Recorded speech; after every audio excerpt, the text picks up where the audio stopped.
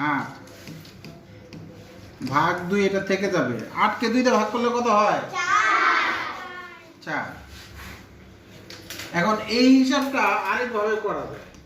দেখো, এই হিসাবটা আরেকভাবে কেউ কেউ করতে পারে, করা যায় না। দেখো, এবার যদি আমরা এই ভাগটা আগে করি, তাহলে 32 ভাগ 4 কে 2 দিয়ে ভাগ করলে কত? আর 32 কে 2 দিয়ে ভাগ করলে 16। দেখো, এখানে ফল আসলো 16 আর এখানে আসলো 4। তাহলে সঠিক কোনটা? 4, প্রথমটা। তাহলে এটা ভুল কেন? হ্যাঁ, গুড। তাহলে আমরা দেখলাম যে পাশাপাশি যদি ভাগ থাকে একাধিক, তাহলে প্রথম থেকে করতে করতে যাবো। আগের ভাগ আগে করব। বলো, আগের ভাগ